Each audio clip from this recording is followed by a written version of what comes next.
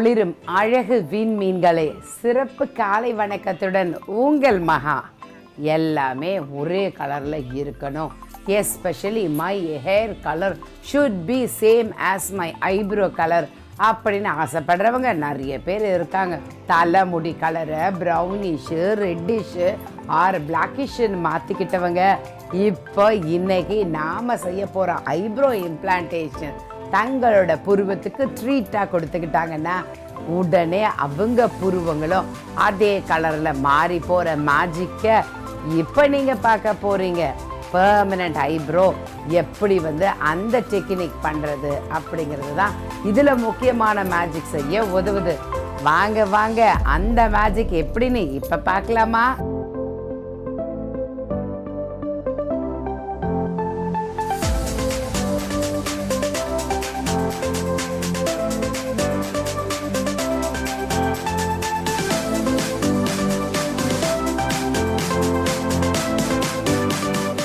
முக அழகு ரொம்ப முக்கியம். அந்த முகத்தையே அழகாக காமிக்கிறது நம்மளோட கண்ணு தானே. அந்த கண்ணை நம்ம அழகு செய்யறது, கோபுரம் எந்த அளவுக்கு அழகாக இருந்தாலும் அதுக்கு மேலே இருக்கிற அந்த கலசம் தானே அந்த கோபுர அழகையே பூர்த்தி செய்யும். ஸோ நம்மளோட விழிகள் எவ்வளவு அழகாக இருந்தாலும் அந்த அழகுக்கு முக்கியமே நம்மளோட ஐப்ரோஸ் தானே. ஸோ அதனால் ஐப்ரோங்கிறது ரொம்ப அவசியமான ஒரு விஷயங்க. ஸோ எப்படி இந்த ஐப்ரோ இம்ப்ளான்டேஷன் பண்ணாலே ஒரு தனியாக, ஒரு கலையாக, ஒரு பிரைட்டாக மாறிடும்னு சொல்லுவாங்க. நாம் எதிர்பார்க்குற ஷேப்பு சில பேருக்கு இருக்கவே இருக்காது. நிறைய பேருக்கு ஐப்ரோ ஸ்கேண்டியாக இருக்குது, தின்னாக இருக்குது அப்படின்னு ஃபீல் பண்ணிக்கிட்டே இருக்காங்க.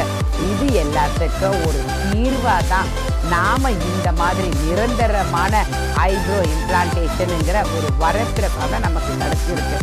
இதில் எவ்வளவு லென்த்து வேணுமோ, என்ன ஷேப்பு வேணுமோ, என்ன திக்னஸ் வேணுமோ அழகாக நம்ம பண்ணிக்கிட்டே போகலாம்.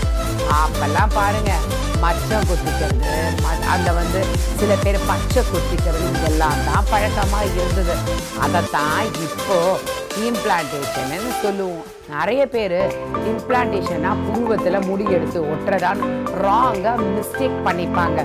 பட் அப்படியெல்லாம் கிடையவே கிடையாது. இம்ப்ளான்டேஷனுங்கிறது எப்படி நம்ம டேட்டூ குத்துறோமோ அதே தான் டேட்டூ மிஷினால் நம்ம பண்ணுறது. ஸோ இதனுடைய ஸ்பெஷாலிட்டி நேச்சுரல் ஷேப் நமக்கு கிடைக்கும். ஸோ இதில் பாருங்கள், ரொம்ப தின்னாகவும் ஸ்கேண்டியாகவும் இருக்கிற புருவமுடிய அடர்த்தியாகவும் அதிகமாகவும் காட்ட முடியும். ஸோ இந்த புருவம் ஷேப்பையே பார்த்தீங்கன்னா என்டர்லி நல்லா அப்படியே சேஞ்ச் பண்ணி காமிக்க முடியும். சீராக இல்லாத இருக்கிற அந்த புருவத்தை அழகாக நம்மளால் கண்டிப்பாக காமிக்க முடியும்.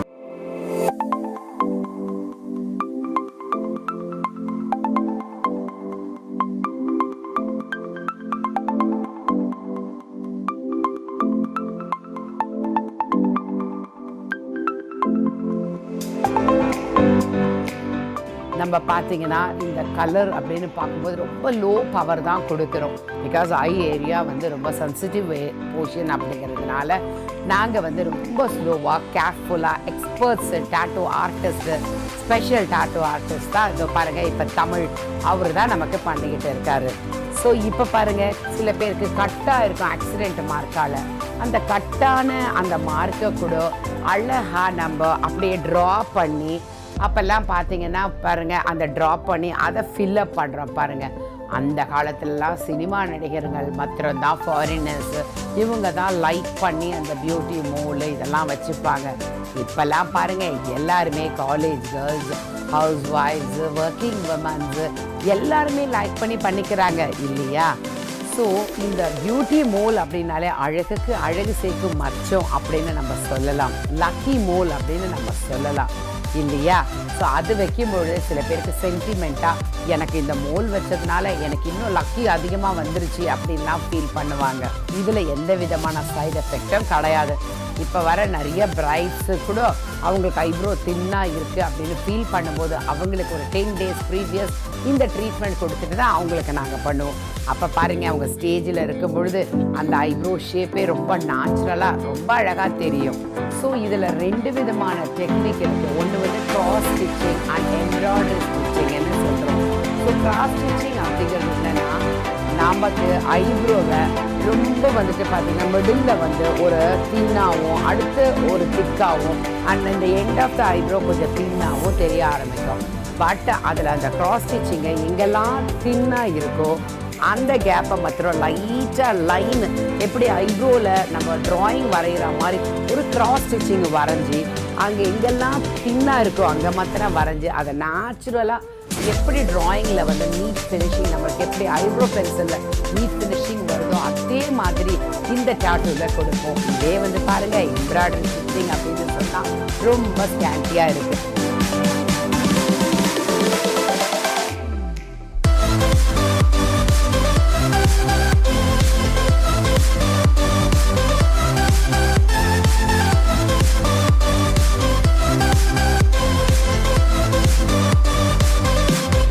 இப்போ ஃபாரின்லாம் எடுத்துக்கிட்டிங்கன்னா அவங்களுக்கு சைனீஸ்க்கெல்லாம் பார்த்திங்கன்னா ஐப்ரோவே இருக்காது. அந்த மாதிரி ஃபேஸ் எல்லாம் பாருங்கள், அவங்களுக்கு இருக்கிற அந்த ஐப்ரோவை அப்படியே ஷேப் கம்ப்ளீட்டாக ரிமூவ் பண்ணிவிட்டு ரேசரால் ஒரு நியூ டிசைன் அவங்களுக்கு கொடுக்கறது தான் அந்த எம்ப்ராய்டரி ஸ்டிச்சிங் அப்படின்னு சொல்லுவோம். இந்த மாதிரி டெக்னிக்கை நிறைய ஆக்ட்ரஸஸ்க்கெலாம் நாங்கள் பண்ணிக்கிட்டு இருக்கோம். ஸோ அதனால் நம்ம என்ன எதிர்பார்க்குறோமோ அந்த டிசைன் எக்ஸாக்டாக நமக்கு கிடைக்கும். ஸோ எல்லா டிசைன்ஸுமே எங்களோட ஓன் இனோவேட்டிவ் ஐடியாவில் தான் நாங்கள் பண்ணுறோம். ஸோ ஸ்பெஷலாக பார்த்தீங்கன்னா அந்த நீடிலோட கலர்ஸ், அதுவும் ஐப்ரோ இம்ப்ளான்டேஷன் பார்க்கும்பொழுது நம்ம வந்து நிறைய பேருக்கு தெரியாத, அதாவது அந்த எக்ஸ்பர்ட்ஸ் இல்லாமல் யார்கிட்டையாவது பண்ணிட்டா அந்த கலர்ஸ்ன்னு பார்க்கும்போது ரொம்ப வந்து ஒரு டார்க் ஃபீலிங், ஒரு வில்லன் மாதிரி ஒரு ஃபீலிங் தெரிய ஆரம்பிக்கும். பட் நம்ம என்ன பண்ணுவோம், அந்த டார்க் அந்த பிளாக்கோட ஒரு டார்க் ப்ரௌனை மிக்ஸ் பண்ணி நம்ம பண்ணும்பொழுது நேச்சுரல் ஷேப் ரொம்ப பியூட்டிஃபுல்லாக தெரியும்.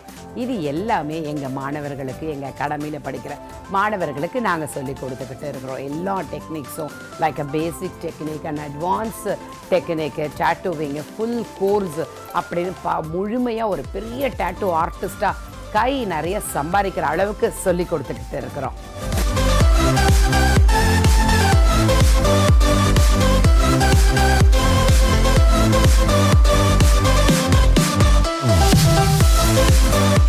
என்னைக்குமே வாழ்க்கையில் முன்னேறிக்கிட்டே இருக்கிறவங்க, முன்னோக்கி போய்கிட்டே இருக்கிறவங்களா நாம் இருக்கணும் இல்லையா?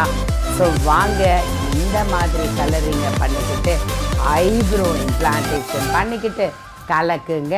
நான் இன்னைக்கு உங்களுக்கு சொல்ல போகிற பியூட்டி டிப்ஸ் என்னன்னு பார்த்தா, உங்களோட ஐப்ரோ நல்லா டார்க்காக வேணுமா? ஸோ கடுகு எண்ணெய் எடுத்துக்கோங்க, அதனோட விளக்கெண்ணையும் மிக்ஸ் பண்ணிக்கோங்க. நல்லா வெதுப்பாக சூடு பண்ணி ஐப்ரோவில், உங்கள் ஐப்ரோவில் ஐப்ரோ பென்சிலால் அப்ளை பண்ணிக்கோங்க. எவ்ரிடே நைட் இப்படி அப்ளை பண்ணிக்கோங்களேன். உங்களோட ஐப்ரோ எப்படி கருன்னு மாறுதுன்னு பார்க்கலாமா? என்ன நேர்களே ட்ரை பண்ணுறீங்களா? நன்றி நேர்களே. மீண்டும் அடுத்த நிகழ்ச்சியில் வேறு ஒரு புது ப்ரோக்ராமோடு மீட் பண்ணுவோம்.